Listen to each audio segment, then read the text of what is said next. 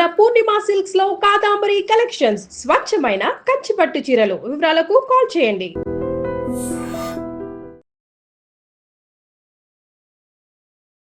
నమస్తే అమ్మా. నమస్తే. ఎంత ఎఫర్ట్స్ పెట్టినా కూడా సక్సెస్ కాకపోతే దేవుణ్ణి బ్లేమ్ చేస్తూ ఉంటాము, లేదా అదృష్టం లేదనుకుంటూ ఉంటాము. కానీ రెండు కూడా నిజమే కదమ్మా. హార్డ్ వర్క్ ఇంపార్టెంటే. ఇప్పుడు హార్డ్ వర్క్ అసలు ఇంపార్టెంట్ కాదు, మైండ్ వర్క్ ఇంపార్టెంట్ అంటున్నారు. మేస్త్రి తాపి మేస్త్రి స్మార్ట్ అంటున్నారు. స్మార్ట్ వర్క్ తాపి మేస్త్రి కూడా హార్డ్ వర్క్ చేస్తాడు. మరి ఆయన ఎందుకు ఎక్కువ సక్సెస్ అవ్వలేకపోతున్నారు అని అంటారు. పాపం ఆయన వర్క్ని ఆయన సక్సెస్ఫుల్గానే చేస్తున్నారు, మనం గుర్తించట్లేదేమో. కానీ సో అదృష్టం కూడా ఇంపార్టెంటా మన శ్రమతో పాటు? అదృష్టం అంటే ఏంటమ్మా? అన్ని కలిసి రావడం. అదృష్టం అంటే కనపడింది అని అర్థం.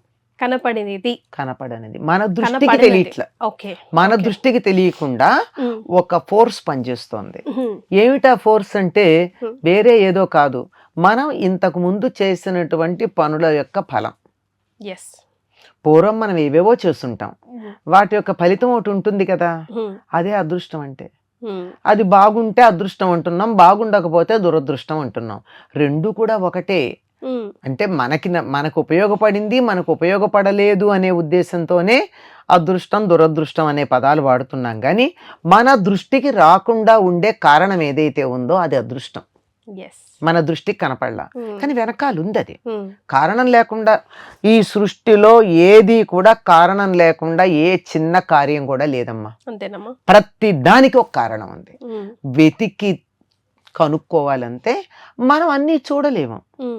ఇప్పుడు ఏదో జలుబు చేసింది అన్నాం, వైరస్ ఉందన్నాం, డాక్టర్ చెప్తున్నాడు వైరస్ వల్లని. నువ్వు కంటితో చూసావా వైరస్ ని?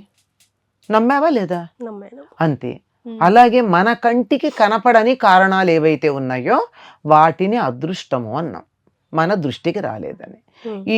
ఈ అదృష్టం అనేటటువంటిది సహకరించినప్పుడు మనం చేసినటువంటి పని యొక్క ఫలం మనకు వస్తుంది, పూర్తిగా వస్తుంది.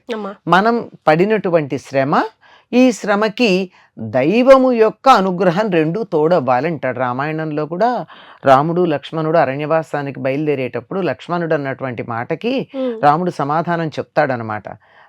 లక్ష్మణుడు అంటాడు, ప్రతిదీ నువ్వేదో భగవంతుడి యొక్క ప్రేరణ దిష్ట్య అనే పదం వాడతాడనమాట. అలా వాడడం కాదు, మానవ ప్రయత్నం కూడా ఉండాలి కదా. మనం వెళ్ళొద్దు అరణ్యానికి, తండ్రి గారితో ఆయన్ని ఎదిరించటమో ఏదో చేసి రాజ్యంలో ఉందామని, కావాలంటే నేను చంపేస్తాను కూడా అన్నాడు లక్ష్మణుడు దశరథుడిని. అంత అన్నగారి మీద అంత ప్రేమ అన్నమాట. తండ్రి మీద కోపం కాదది, అన్నగారి మీద ప్రేమ. అన్నగారికి అడ్డొచ్చిన వాడు ఎవరు అన్నది ఆలోచించాడు, అంతే. అంత ఇది అంత భక్తో ప్రేమో అంతే. అటువంటప్పుడు రాముడు చెప్తాడు, నువ్వు పురుష ప్రయత్నం గురించి మాట్లాడుతున్నావు, పురుష ప్రయత్నం ఫలించాలంటే దైవానుగ్రహం ఉండాలి. పురుష ప్రయత్నం ఫలించటానికి దైవానుగ్రహం ఉండాలి. దీనికి ఎంత బాగా చెప్తారంటే, ఉదాహరణ అంటే రామాయణంలో కాదు, జనరల్గా చెప్తారు మన పెద్దలు. నువ్వు ఖాళీగా ఉండి దేవుడు అనుగ్రహిస్తే పంటలు పండుతాయంటే పండుతాయా? అస్సలు పండవు కదా. మనం ప్రయత్నం చెయ్యాలి కదా. ప్రయత్నం చేసాం, పొలం దున్నాము, విత్తనాలని రెడీ పెట్టుకున్నాం, సమస్తం సిద్ధంగా ఉన్నాం. ఏదో ఒకటి చెరువులో నుంచి కష్టపడి మోటార్తో నీళ్లు తెచ్చి విత్తనాలు వేసేసాము, నారు మొలిచింది. చుక్క వాన లేదు, ఉన్న నీళ్ళన్నీ ఎండిపోయాయి. ఆషాఢం వెళ్ళిపోయింది, శ్రావణం వెళ్ళిపోయింది, భాద్రపదం కూడా వెళ్ళిపోయింది, నీళ్ళ చుక్క పడలా. పంట ఎలా ఉంటుంది? అంటే నీ శ్రమకి వాన పడడం అనేటటువంటి అనుగ్రహం నీకు దొరకల. వాన ఎందుకు పడలేదు? దానికి రీజన్ ఉండాలిగా.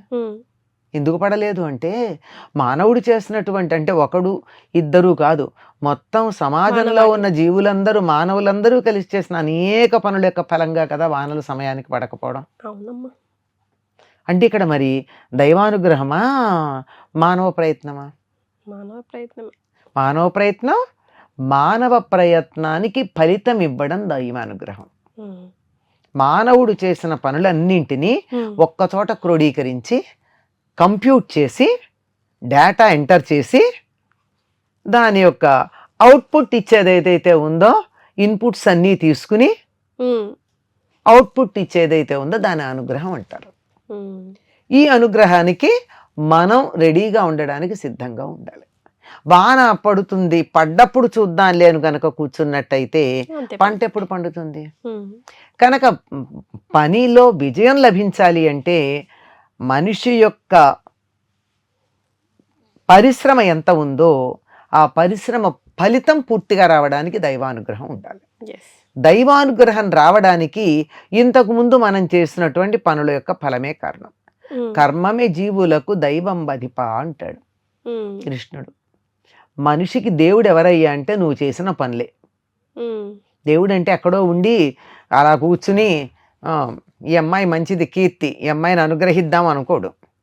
లేదు ఈ అమ్మాయి ఎప్పుడో చెడ్డ పని చేసింది, ఈ అమ్మాయిని బాధ పెడదాం శపిద్దాం అనుకోడు. ఆయనకు అట్లాంటి ఆలోచనలే ఉండవు.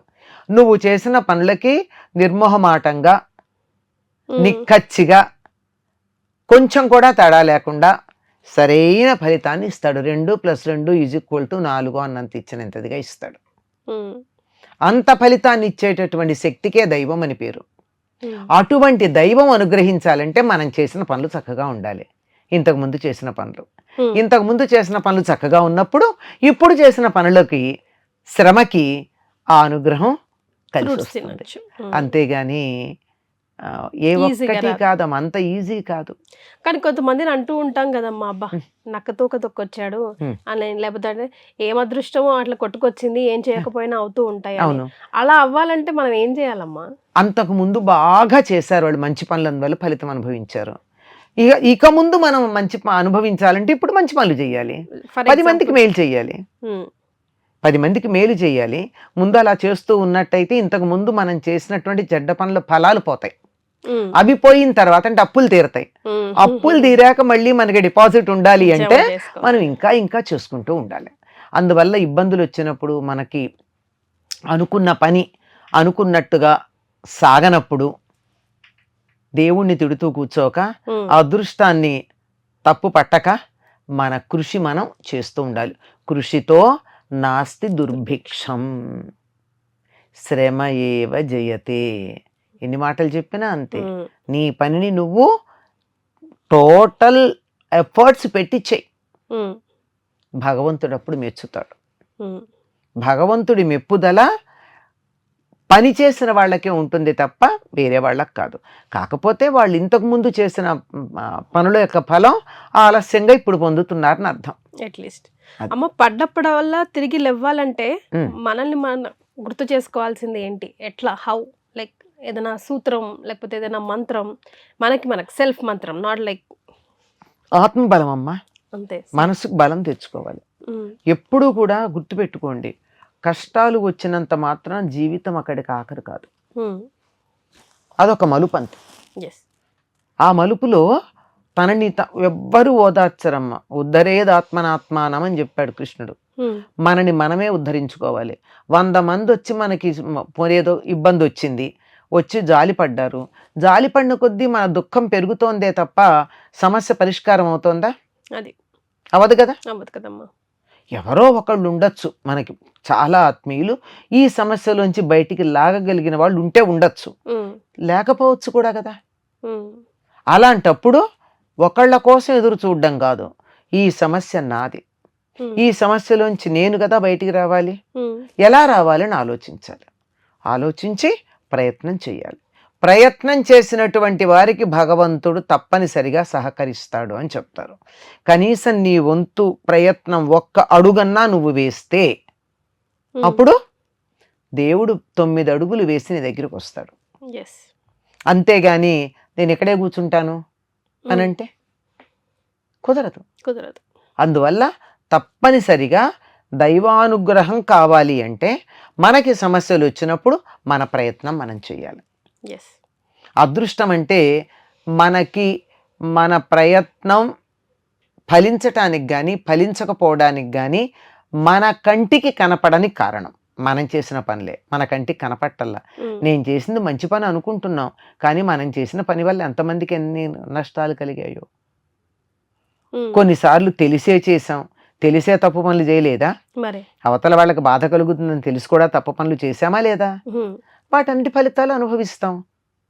దానికేమో ఫలితం అక్కర్లేదు, ఇక్కడ నేను చేసిన ప్రయత్నానికి మాత్రం ఫలితం కావాలి. మరి ఎంత అన్యాయం అమ్మా. మనం వింటూ ఉంటాం ఇళ్లల్లో, పిల్లాడికి మంచి మార్కులు రాకపోతే చూడు నీ కొడుక్కి ఎలా వచ్చాయో అన్ని మేనమామ పోలికలు అంటాడు. అదే వాడు బాగా మంచి మార్కులు వచ్చాయనుకో, నా కొడుకు క్లాస్ ఫస్ట్ వచ్చాడు అని అనౌన్స్ చేస్తాడు. అంతే, ఇంత సింపుల్ అమ్మా. Well said, super. అసలు రోజు ఇళ్లలో చూసేవే కదా ఇవి, మనం నిత్యం వినేవి, మన కళ్ళతో చూసేవి. ఇదే కర్మ సిద్ధాంతం కానీ, మన విజయము అపజయము వెనకాల ఉన్న సిద్ధాంతం కానీ, పడ్డప్పుడు ఎట్లా లేస్తామన్నది కానీ, లేచే మార్గం ఏమిటన్నది కానీ, ఈ చిన్న చిన్న ఉదాహరణలు చూస్తే మనకు అర్థం కదా. ఎస్, సూపర్ అమ్మా. Thank you so much. And for more videos, Please subscribe to iDream. Please subscribe to iDream. Please subscribe iDream. And please subscribe to iDream. For more videos, subscribe to iDream. please like, share, and subscribe to the channel. Congratulations, iDream. Subscribe to iDream. Subscribe to iDream. So subscribe to iDream Media. iDream ki iDream team అందరికి huge congratulations. Please subscribe iDream Media. Please subscribe to iDream. Subscribe iDream. Please subscribe to iDream. iDream అంటే నా కళల ఛానల్ను subscribe చేసుకున్న నోరు తిరుగుతలేదు, మీరైతే గంట గుర్తు కొట్టండి. For more such videos, please subscribe to iDream. Subscribe to iDream. Please subscribe to iDream. Please subscribe iDream Media. Please do subscribe to iDream. Please subscribe to iDream Media. For best entertainment and information, please subscribe iDream. And don't forget to subscribe to iDream.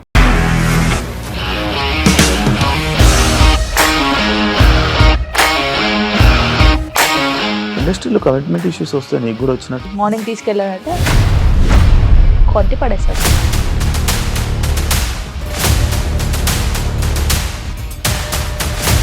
ఒక్కళ్ళు కూడా చూడలేదు ఈ cinema అని చెప్పడానికి కూడా చాలా ధైర్యం కావాలి. అది నిజం కదా, దాంట్లో ధైర్యం ఏంటి? ఇది నెక్స్ట్ డే ప్లేట్ మార్చేస్తే తప్పు కదా. As of now we are comfortable this అని నేను అనుకుంటున్నాను. రష్మిక గారిది మీది ఒకే ఊరంట కదా. నీకు కోపం వచ్చిందంటే బాగా తిట్టేత్తరా? తిట్టేద్దామండి. నిజంగా గేమ్ ని ఎలా చేంజ్ చేయగలిగారు? APSFC వాళ్ళకి 6 నెలల్లో నేను 6 లక్షలు కట్టా. బిజినెస్ చేయాలనుకుంటే it is as difficult as riding a tiger.